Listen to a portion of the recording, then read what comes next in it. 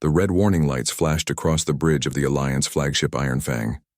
General Rake's scaled hands gripped the command chair as his yellow eyes stared at the tactical display. The massive shape on the screen made his blood run cold, even though he had seen it many times before. The Devastator. "How many ships this time?" Rake asked, his voice low and rough like grinding stone. 17 of ours, sir," replied his communications officer, a thin creature with blue skin and 4 arms. "The enemy has only 1 ship, as always." Rake's claws scraped against the metal armrest. 17 ships destroyed by a single vessel. It seemed impossible, but the Devastator had been doing the impossible for 3 years now. The kilometer-long dreadnought moved through space like death itself, crushing entire fleets without taking serious damage. Admiral Vex. Rake whispered the name like a curse. The Keith Empire's greatest commander had earned his nickname, the Butcher of Worlds, by destroying everything in his path. 17 star systems had fallen to his ship, billions of lives lost, entire civilizations wiped out. Commander Nova's crystalline form appeared on the main screen, her body glowing with soft blue light. She was calling from her ship Frostblade, positioned 3 sectors away. Her people came from Glacialis, where the ice storms could freeze metal in seconds. "General Rake," Nova's voice sounded like wind chimes in a storm. "The scouts report the Devastator is moving toward the Helix Nebula. This could be our chance." Rake nodded slowly. The Helix Nebula was perfect for an ambush. The gas clouds would hide their ships until the last moment. They had been planning this attack for months. "How many ships do we have ready?" he asked. 43 vessels from 7 Deathworlds, Nova replied.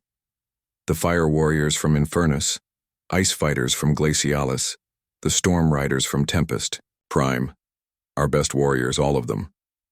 The Deathworld Alliance was desperate. Every species in their group came from planets that tried to kill them every day. Infernus had volcanoes that erupted without warning.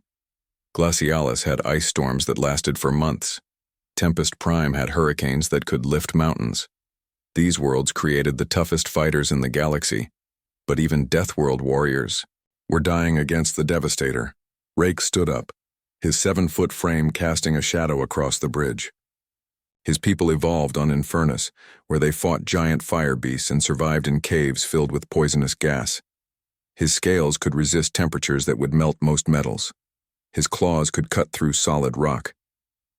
None of that mattered against Admiral Vex and his ship. "Send the signal," Rake ordered. "All ships move to attack positions. Today we end this." The Alliance fleet moved through space like a pack of hunters. Each ship was different, built by species that survived on worlds where weakness meant death. The Iron Fang looked like a massive tooth, covered in armor plates and weapon ports. The Frostblade was sleek and sharp, designed to cut through enemy formations. Ships from other worlds looked like claws, hammers, and blades. They all had one thing in common. They were built for war. The Helix Nebula glowed with colors that hurt to look at. Pink and purple gas clouds twisted through space, hiding deadly radiation and gravity wells. Most species avoided this area, but Deathworld fighters were used to dangerous places. "Enemy contact," announced the sensor officer. His tentacles moved quickly over the controls. "The Devastator is entering the nebula from the far side." On the main screen, the enemy ship appeared like a nightmare made real. The Devastator was a kilometer long and 300 meters wide. Its hull was black as space, covered with weapon batteries and shield generators. Red lights glowed along its sides like the eyes of a demon. "By the burning moons of Infernus," whispered someone on the bridge. Rake felt his warriors' fear through the comm system. Even soldiers from Deathworlds could be afraid. The Devastator had that effect on everyone. "All ships, this is General Rake," he spoke into his communicator. "Remember why we fight. This monster has destroyed our colonies, killed our families, turned entire worlds to ash. Today we make it pay." Cheers and war cries came back through the comm. The Fire Warriors roared like the volcanoes of their home. The Ice Fighters sang their death songs. The Storm Riders howled like the winds of Tempest Prime. "Attack Formation 7, Rake ordered. "Hit them from all sides at once." The Alliance ships moved like a closing fist. They had practiced this formation 100 times. Ships would attack from above, below, and both sides. The Devastator was powerful, but it was still just one ship against 43. "Weapons ready," called the weapons officer. "Fire on my command," Rake said. The Alliance fleet opened fire at the same moment. Plasma cannons, laser batteries, and missile launchers all fired together. The space around the Devastator lit up like a small sun as hundreds of weapons struck its shields. For a moment, Rake thought they had won. The enemy ship disappeared in a ball of light and explosions. Then the Devastator fired back. The return fire was perfect. Not a single shot was wasted. Each beam and missile found its target with deadly accuracy. 3 Alliance ships exploded in the first volley. 5 more lost their shields and started spinning out of control. How is that possible? Nova's voice crackled over the comm. "Our sensors showed their shields were down." Admiral Vex's voice cut through all other communications, cold and calm. "Deathworld animals, you fight like the beasts you are. No strategy, no intelligence, just fury and desperation." The Devastator moved through the Alliance formation like a shark through a school of fish. Its weapons fired in perfect patterns, each shot planned to cause maximum damage. The enemy ship's shields seemed to absorb everything the Alliance threw at them. More ships died. The firestorm from Infernus exploded when its reactor was hit. The ice hammer from Glacialis broke in half, its crew screaming over the comm before the signal went dead. "Pull back," Rake ordered, but it was too late. The Devastator had moved into the perfect position. Its main guns, massive weapons that could crack moons, turned toward the center of the Alliance formation. The blast lit up the entire nebula. When the light faded, 12 more Alliance ships were gone. "Retreat! All ships retreat!" Rake shouted. The surviving Alliance vessels fled in different directions, hoping to confuse their enemies' targeting systems. The Devastator could have chased. Them could have finished them all. Instead, it just watched them run. Admiral Vex's voice followed them into the darkness.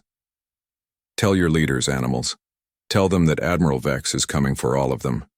The Keth Empire will rule this galaxy, and your pathetic Alliance will burn." Hours later, the survivors gathered at their secret base on asteroid Omega-7.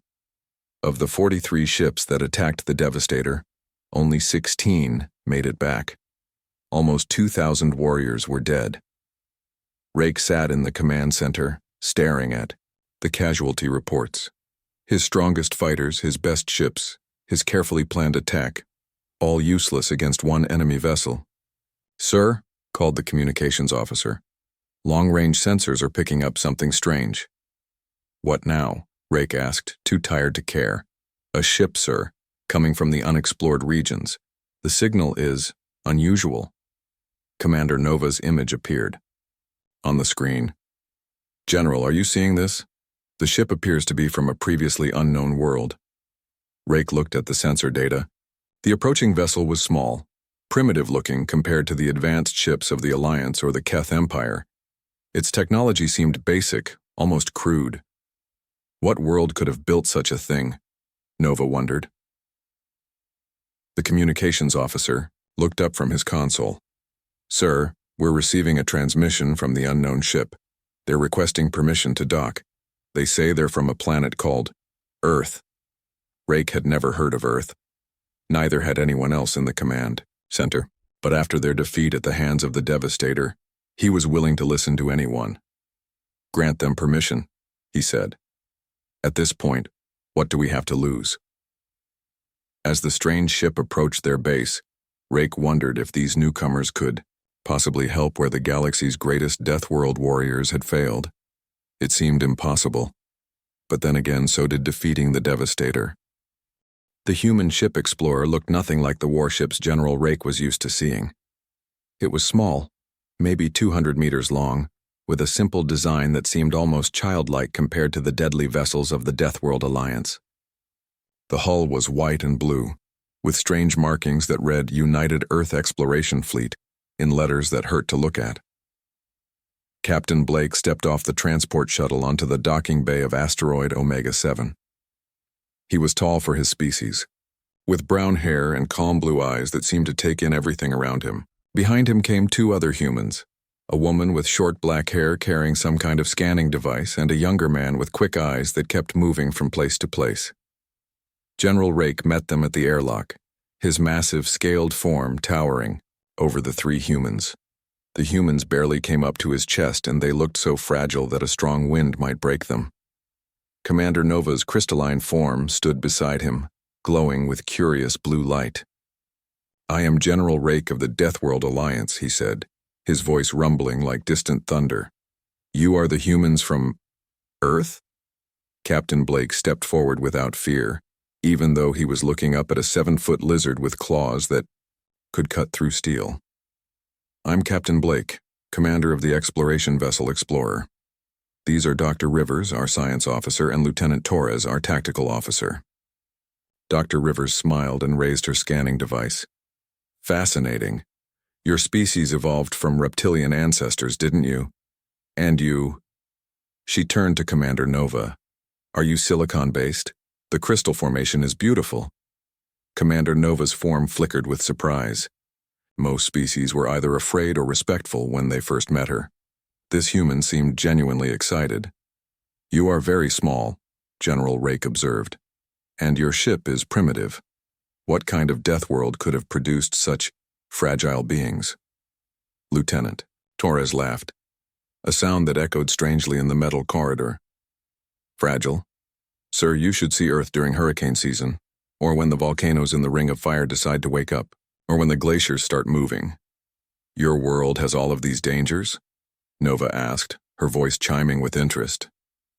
"Oh, that's just the natural disasters," Dr. Rivers said, still scanning everything around her.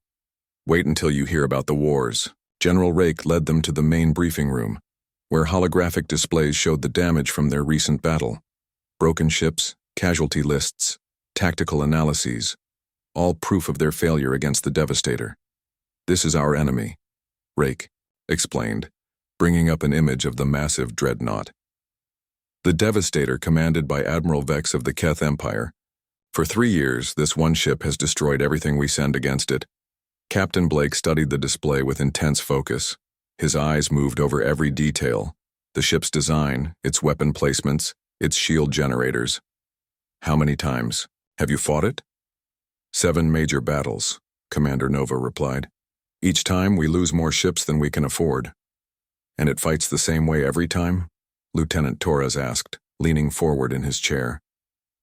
"What do you mean?" Rake asked. "Does Admiral Vex use the same tactics? Same formations? Same attack patterns?" Nova's crystal form pulsed with confusion. "He is a brilliant commander. His tactics are always perfect." "Perfect," Torres repeated, glancing at Captain Blake. "Sir, can we see recordings of the battles?"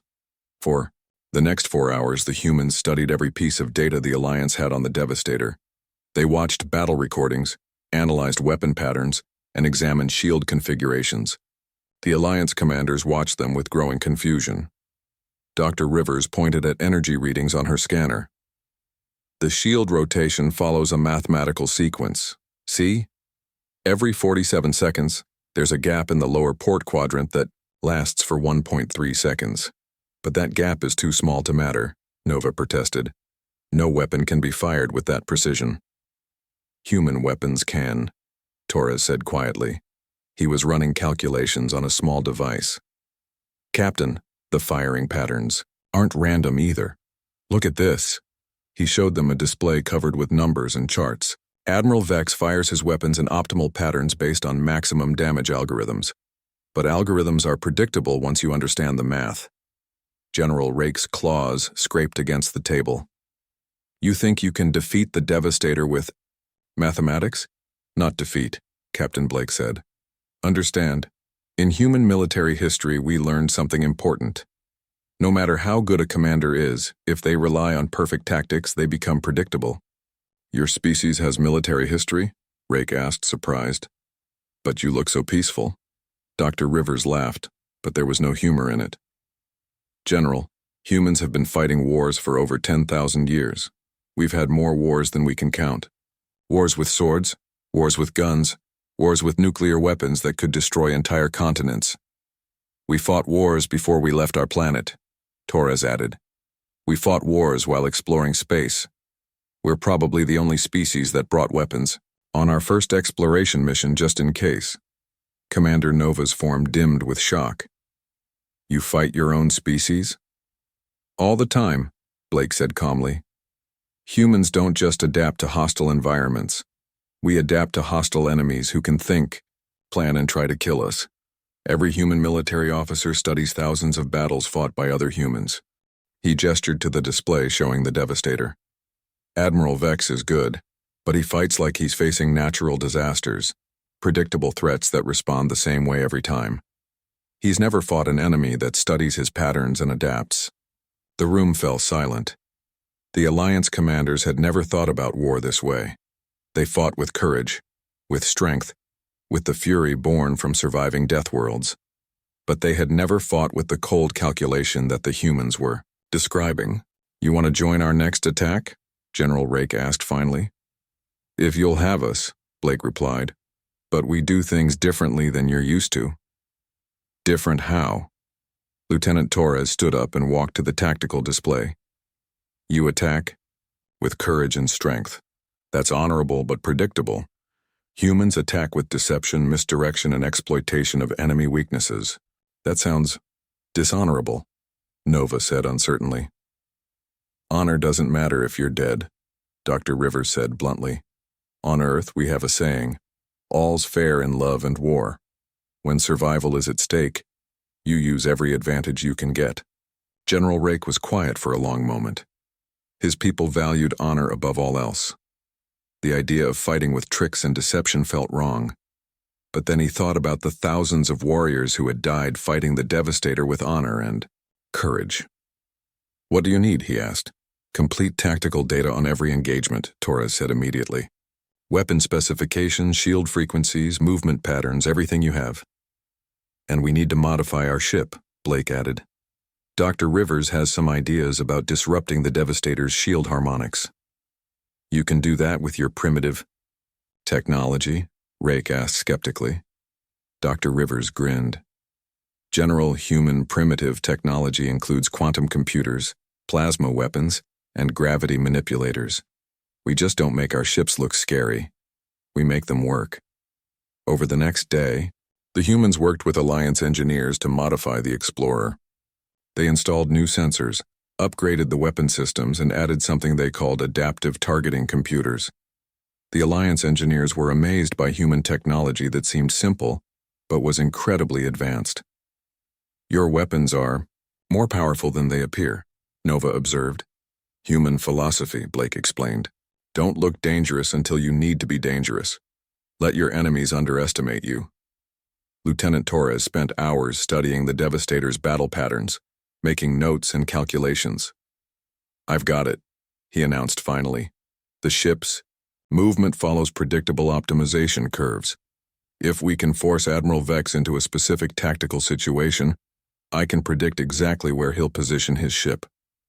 And then? Rake asked. Then we exploit the shield gap that Dr. Rivers found and we target the one weakness every ship has, Torres said with a cold smile. Which is? Power coupling junction between the main reactor and the shield generators. Hit it at the right angle with the right frequency, and even the Devastator goes dark. General Rake felt something he hadn't felt in years. Hope. These strange, small humans with their quiet voices and calculating minds might actually have a chance against the galaxy's most feared weapon. When do we attack? He asked. Captain Blake checked his watch, a simple device that looked nothing like the complex chronometers used by other species.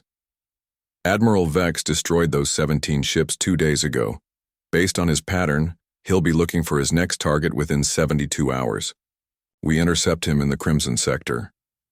You sound very confident, Commander Nova said. Confidence is what happens when you understand your enemy better than they understand themselves, Blake replied. Admiral Vex thinks he's fighting Deathworld, animals. He's about to learn that humans are something very different. As the Alliance fleet prepared for another battle with the Devastator, General Rake watched the humans make their final preparations. They moved with calm precision, showing no fear of the coming fight. It was unlike anything he had seen from Deathworld warriors. Maybe, just maybe, these humans from Earth would succeed where the galaxy's greatest fighters had failed.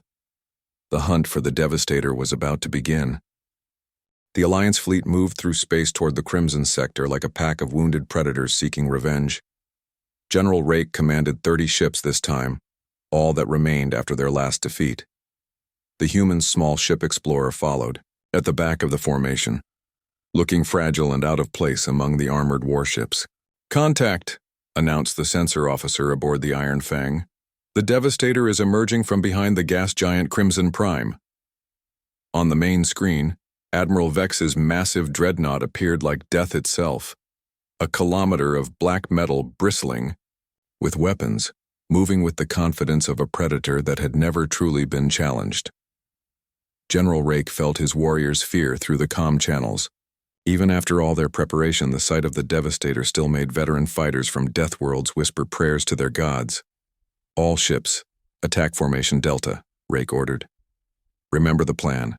Draw their fire, create openings for the humans." But Admiral Vex had learned from their previous encounters. Instead of waiting for the Alliance to attack, the Devastator struck first. The enemy ship emerged from behind Crimson Prime with all weapons firing. Plasma beams and quantum torpedoes lit up space as the Devastator caught half the Alliance fleet. In a devastating crossfire, 3 ships exploded immediately.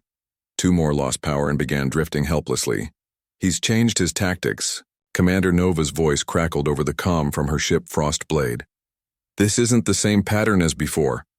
Admiral Vex's cold voice cut through all communications. "Did you think I wouldn't learn from our last dance, General Rake? I know how Deathworld animals think. You're predictable in your unpredictability." The Devastator moved through the Alliance formation like a shark through bleeding fish. Its weapons fired with perfect accuracy, each shot calculated for maximum destruction. The enemy ship's shields absorbed everything the Alliance threw at them without even flickering. General Rake watched in horror as his carefully planned attack fell apart. The firestorm exploded when its reactor was hit. The icebreaker spun out of control, its hull cracked open like an egg. More ships died every second. But aboard the Explorer, the humans were doing something different. They weren't fighting, they were watching. Lieutenant Torres sat at his tactical station, recording everything. His fingers moved quickly over the controls, analyzing weapon patterns, shield rotations, and movement vectors. Dr. Rivers monitored energy readings, watching how the Devastator's systems responded to different attacks. "There," Torres pointed at his screen. "Did you see that? When the Storm Rider hit their port shield with plasma cannons, the energy feedback caused a 0.3-second delay in the starboard weapon rotation." Captain Blake nodded, his eyes never leaving the tactical display. "The ship's too perfect. Every system is optimized, which means they're all connected. Create a feedback loop in one system, and it affects all the others," Dr. Rivers finished. "Captain, I'm reading something interesting. Their shield harmonics aren't random. They're following a mathematical progression. Fibonacci sequence, modified for quantum resonance. Can you disrupt it? Give me 2 minutes to recalibrate our weapons." Meanwhile, the battle was going badly for the Alliance. More ships exploded under the Devastator's relentless assault. General Rake's voice roared over the comm, ordering retreat, but Admiral Vex wasn't letting them escape this time. "Run, little animals," Vex taunted. "Run back to your caves and holes. The Keth Empire will find you all eventually." The Devastator positioned itself to block the Alliance escape route, its massive bulk cutting off their path to safety. This was it, the end of the Deathworld Alliance. In minutes, they would all be dead. That's when Captain Blake's voice came over the comm channel. "General Rake, this is Captain Blake. Request permission to take point position." The bridge of the Iron Fang fell silent. Everyone stared at the communication console as if it had spoken an alien language. "Captain Blake," Rake said slowly, "did you just ask to move to the front of the formation?" "Yes, sir. We're ready to engage the enemy." Commander Nova's crystal form flickered with disbelief on the screen. "Captain, that's suicide. Your ship is tiny compared to the Devastator. Sometimes small is better." Blake replied calmly. David versus Goliath, as we say on Earth. General Rake looked at his tactical display. Half his fleet was gone or disabled. The Devastator was moving in for the kill. At this point, what did they have to lose? Permission granted, he said. May your gods protect you, humans. We don't need gods, Blake said. We have math. The Explorer suddenly accelerated past the fleeing Alliance ships, heading straight toward the Devastator. The small human vessel looked like a minnow swimming toward a whale. Admiral Vex's laughter echoed across all comm frequencies. Magnificent. The primitive species wants to die gloriously. I will grant you a quick death, humans. The Devastator's main weapons turned toward the approaching Explorer. Massive plasma cannons that could vaporize a small moon locked onto the human ship. Every Alliance commander watched, expecting to see the humans die in a flash of light. The plasma cannons fired. The Explorer wasn't there. The small ship had moved at the exact moment the weapons discharged, sliding sideways through space like it was dancing. The deadly beams passed harmlessly by, missing by mere meters. Impossible, Admiral Vex whispered.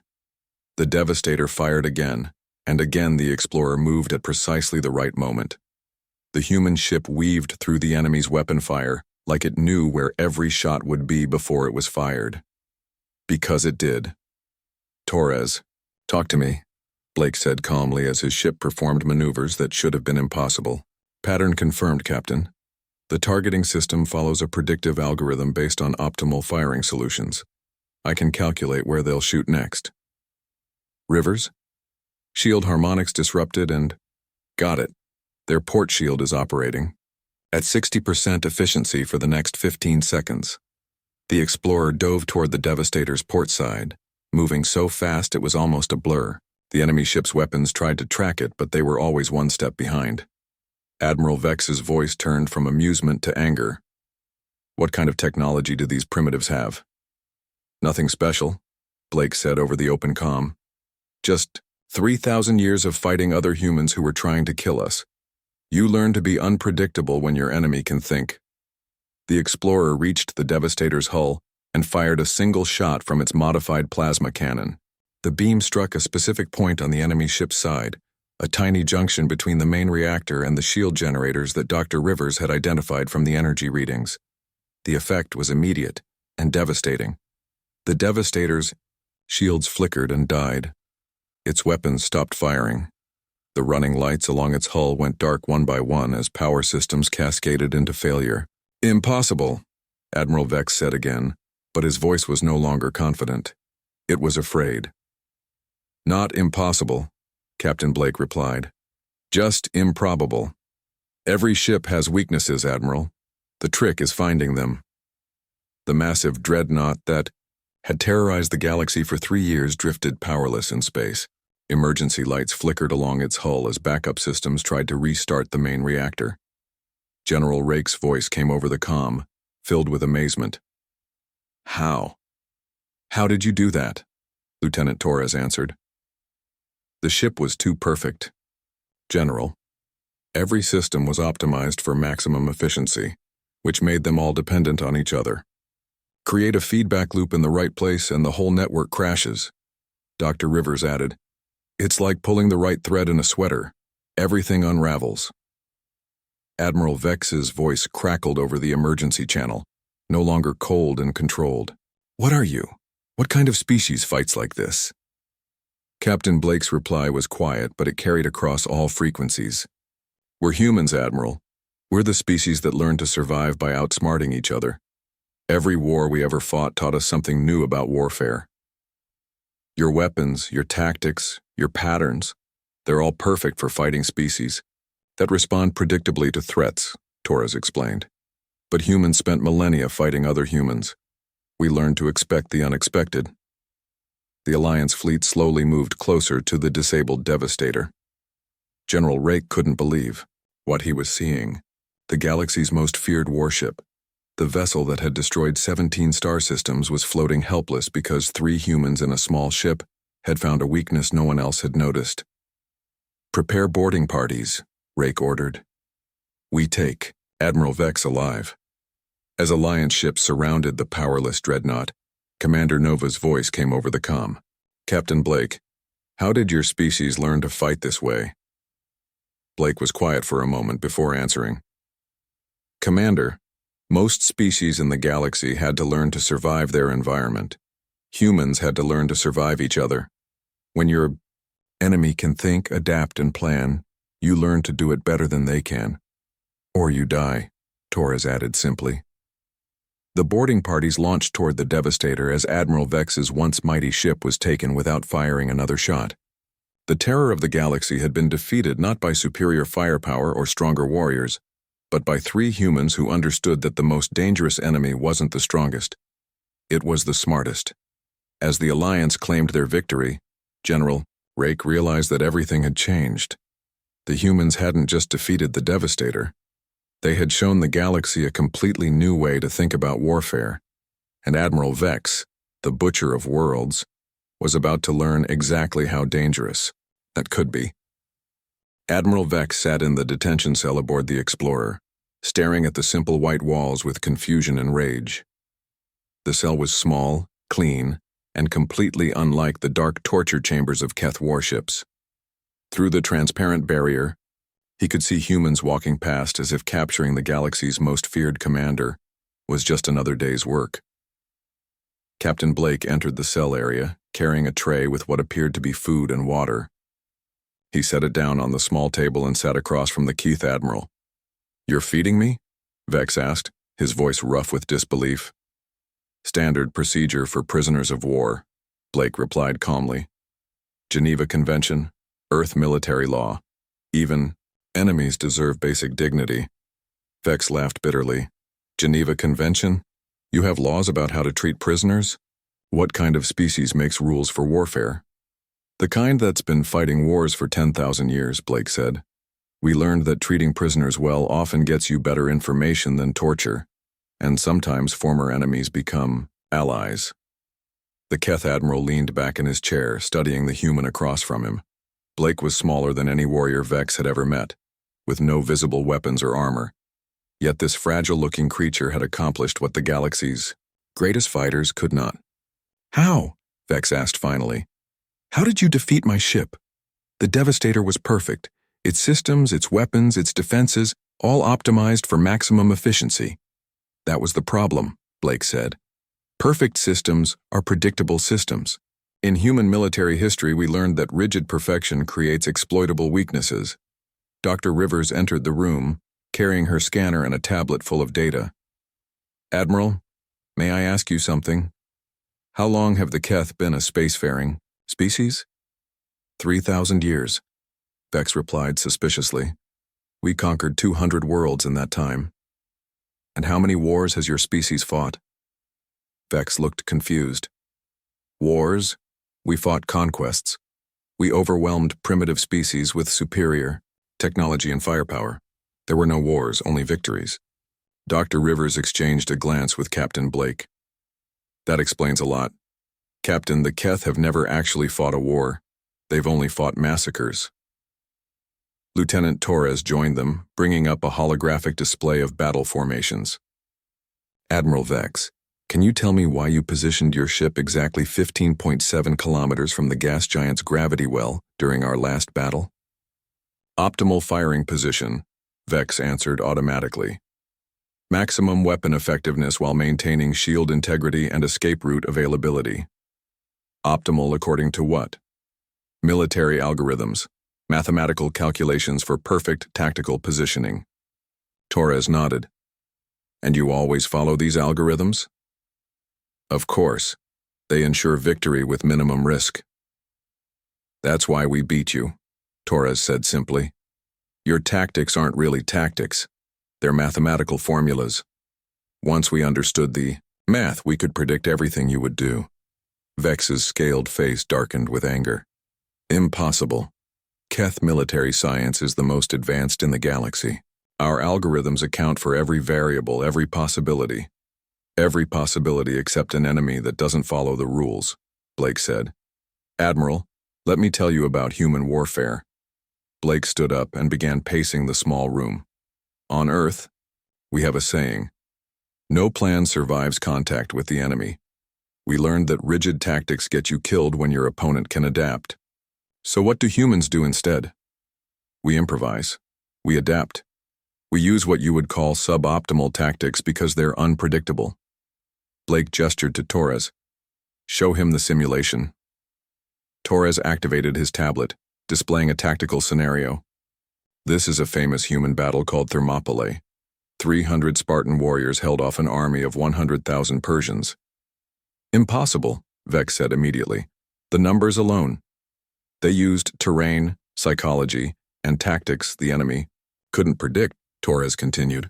The Persians had perfect formations, superior numbers, and better equipment. But they lost because they couldn't adapt when their optimal tactics failed. Dr. Rivers pulled up another display. Here's another one, the Battle of Agincourt. English. Longbowmen defeated French knights who had better armor, better training, and tactical superiority. How? Mud, Blake said with a slight smile. Rain turned the battlefield into a swamp. The French followed their perfect cavalry tactics and got stuck. The English adapted and won. Vex stared at the examples, his mind struggling to process what he was seeing. You're telling me that inferior forces can defeat superior ones through, what? Luck? Not luck, Blake corrected. Creativity. Adaptability. The willingness to abandon perfect tactics when they're not working. Commander Nova's crystalline form appeared on the communication screen. Captain Blake, may I join this conversation? I've been analyzing the battle data, and I have questions. Of course, Commander. Nova's form flickered as she processed what she had learned. Captain, human tactics make no logical sense. Your ship moved in patterns that were mathematically inefficient. You took risks that should have resulted in destruction, but they didn't, Torres pointed out, because Admiral Vex was expecting us to act logically. When we acted illogically, his perfect systems couldn't compensate. General Rake's voice joined the conversation through the comm. Humans, I must ask, how did your species survive fighting this way? These tactics seem chaotic. Blake sat back down, his expression becoming more serious. General, that's the key difference between human warfare and what the rest of the galaxy calls warfare. You fight natural disasters, volcanoes, ice storms, hostile environments. Those things are dangerous, but they're predictable. Humans fight other humans, Dr. Rivers added. Every human army in history was led by someone who was trying to think 3 steps ahead of their enemy. Both sides were intelligent, both sides adapted, both sides tried to predict what the other would do.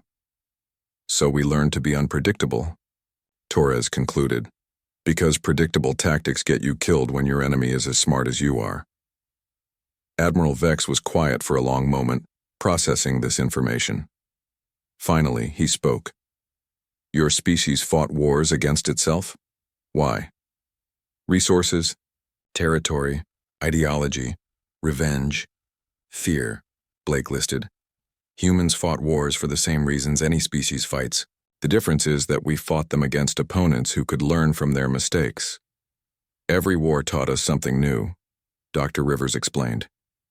New weapons, new tactics, new ways to think about conflict. We had to keep innovating because our enemies were innovating too.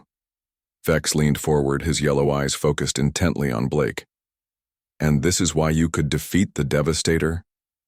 The Devastator was designed to fight predictable enemies, Blake confirmed. Species that would respond to overwhelming force with either surrender or direct confrontation. You never faced an enemy that would study your patterns and exploit them. But studying patterns takes time, Nova observed. How did you do it so quickly? Lieutenant Torres smiled. Commander, humans have been studying military patterns for thousands of years. We have entire universities dedicated to military history, strategy, and tactics. Every human officer studies hundreds of historical battles. We recognized Admiral Vex's tactical style immediately, Blake added. It was similar to several Earth commanders who relied too heavily on mathematical optimization. We knew how to counter it because we'd seen it before. Admiral Vex slumped in his chair, the weight of understanding crushing his pride. The Keth Empire, all of our victories, were against species that fought like natural disasters, Blake said gently. Brave, fierce but predictable, you never faced an enemy that fought like a chess match. What is chess? Torres brought up an image of a chessboard. It's a human game. 2 players equal pieces, but victory goes to whoever can think further ahead and adapt better to their opponent's moves. You treat warfare like a game? Vex asked, horrified. We treat games like warfare, Blake corrected. Every human child learns strategy through games. By the time we're adults, thinking tactically is second nature. General Rake's voice came through the comm with a new tone, respect mixed with fear. Humans, this means every member of your species is a potential military strategist? More or less, Dr. Rivers confirmed.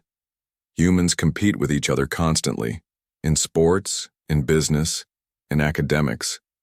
We're always trying to outsmart each other. Commander Nova's form pulsed with realization. That's why you seemed so calm during the battle.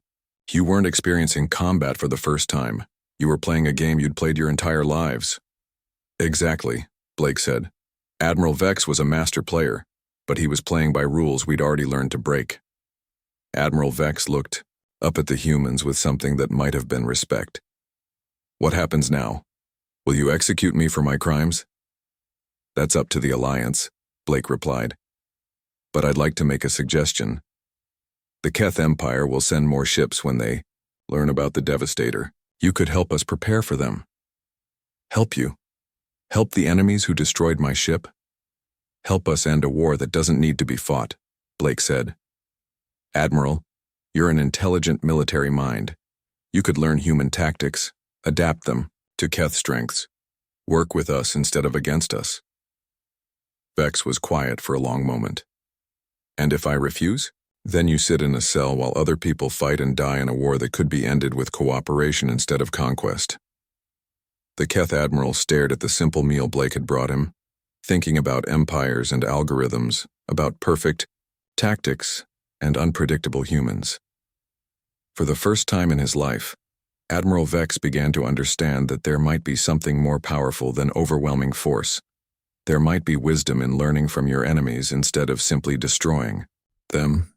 3 months after the defeat of the Devastator, the news had spread across the entire galaxy like wildfire. The Keth Empire's most feared weapon had been destroyed by a small ship from an unknown world called Earth. In cantinas, trading posts, and military headquarters, beings whispered the impossible story of how 3 humans had accomplished what armies could not. General Rake stood in the new command center on asteroid Omega-7, watching displays that showed Alliance ships practicing formations they had never used before. The old tactics of individual courage and frontal assault were being replaced by something the humans called combined arms doctrine. Concentration of force at the decisive point, Lieutenant Torres explained to a group of Alliance commanders gathered around a holographic battlefield. Don't spread your ships evenly. Hit the enemy where they're weakest with everything you have. Commander Nova's crystalline form pulsed with understanding. Like an ice storm focusing on the weakest part of a mountain until it breaks. Exactly, Torres said with approval. Now who can tell me what happens after you break through their line? A young officer from Tempest Prime raised his hand. You don't stop to celebrate. You exploit the breakthrough before they can recover. Good. And why don't you pursue a retreating enemy into unknown territory? Because it might be a trap, several voices answered together. General Rake watched the lesson with amazement. In just 3 months, his officers were learning to think like the humans, always planning 3 moves ahead, always considering what the enemy might do next. Captain Blake entered the command center, followed by Dr. Rivers and Admiral Vex. The former Keth commander now wore a simple Alliance uniform instead of his black Imperial armor. It had taken weeks of careful negotiation, but Vex had agreed to share his knowledge of Keth military doctrine in exchange for learning human tactical philosophy. Report, General Rake requested. Long-range sensors have detected the Keth response. Fleet, Dr. Rivers announced, bringing up a display that made everyone in the room go quiet. 3 massive dreadnoughts appeared on the screen, each one as large as the Devastator had been. Escort vessels surrounded them like a swarm of deadly insects. The combined fleet had enough firepower to crack planets. The Annihilator, Destroyer, and Obliterator, Admiral Vex, identified them grimly. The Keth Empire's 3 remaining super dreadnoughts. They're commanded by Admirals Kane, Cross, and Stone, the best tactical minds in the Empire. "How long until they reach us?" Commander Nova asked. 4 days, Blake replied. "They're coming straight for Earth. The Empire wants to destroy the source of their humiliation." General Rake felt the familiar weight of despair settling on his shoulders. 3 ships like the Devastator coming for revenge. Even with human tactics, how could they possibly win against such overwhelming force? "How many ships do we have?" he asked.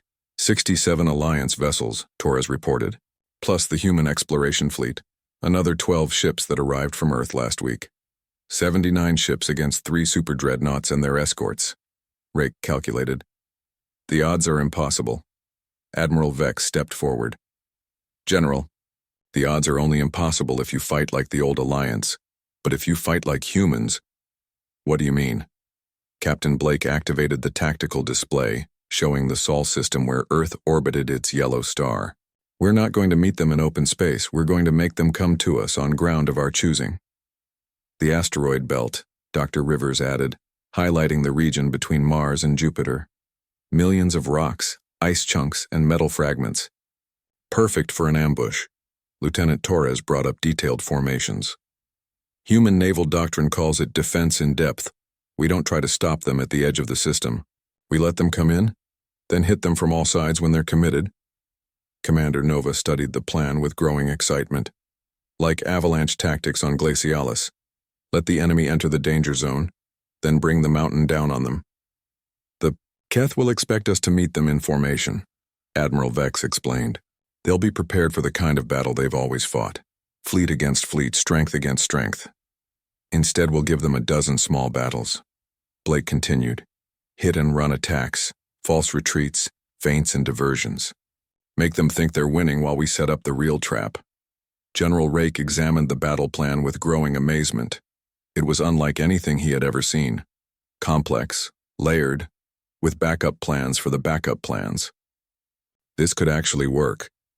"It will work," Blake said confidently, "but only if everyone follows the plan exactly. No heroic charges, no individual glory. We fight as one coordinated force." The next 4 days passed in intensive preparation. Alliance ships practiced formations they had never attempted before. Human engineers worked around the clock to install new weapons and sensor systems. Most importantly, every crew member learned their specific role in the coming battle. Admiral Vex proved invaluable, explaining Keth tactical doctrine and predicting how the enemy commanders would respond to different situations. "Admiral Kane will try to bull straight through your defenses," he told the assembled fleet commanders. "Admiral Cross will look for flanking opportunities. Admiral Stone will hang back and provide covering fire." "So we give each of them what they expect to see," Torres said, while setting up surprises they won't expect. When the Keth fleet finally arrived at the edge of the Sol system, they came with all the arrogance of an empire that had never known true defeat.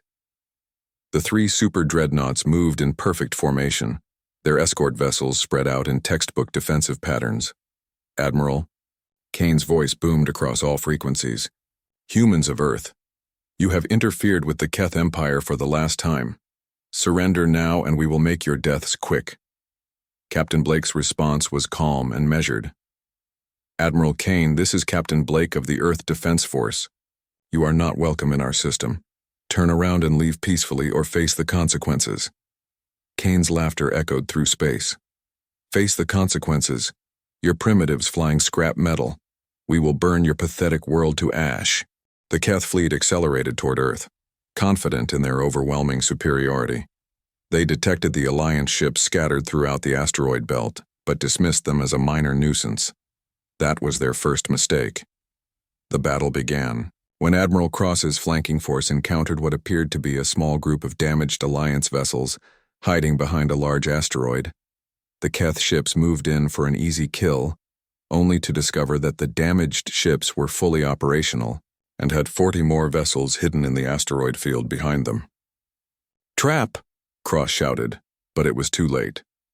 Alliance ships emerged from hiding spots throughout the asteroid belt, hitting the surprised Keth forces from 6 directions at once. Meanwhile, Admiral Kane's main fleet pushed toward Earth, sweeping aside what seemed like token resistance.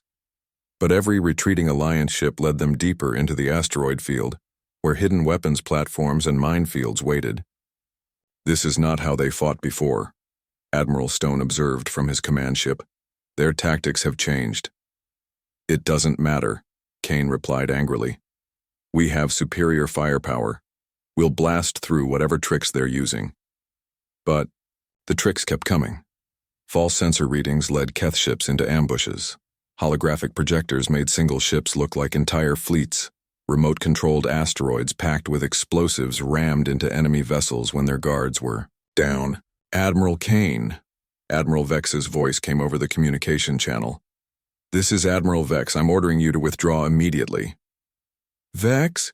You're supposed to be dead, and I don't take orders from failures." "Then you'll die like a fool," Vex replied sadly. "These humans have learned something we never did: how to fight intelligent enemies." The tide of battle turned when Admiral Stone, the most cautious of the 3 Keth commanders, realized they were fighting a completely different kind of war. His tactical analysis showed that every Keth move had been predicted and countered. "Kane, Cross, we need to retreat," he transmitted urgently. "This isn't a battle, it's an execution." But Kane's pride wouldn't let him accept defeat. He ordered his flagship Annihilator to make a direct assault on Earth itself, hoping to force the Alliance into a conventional battle. The human response was swift and devastating. Not one ship, but the entire Alliance fleet emerged from hiding throughout the solar system.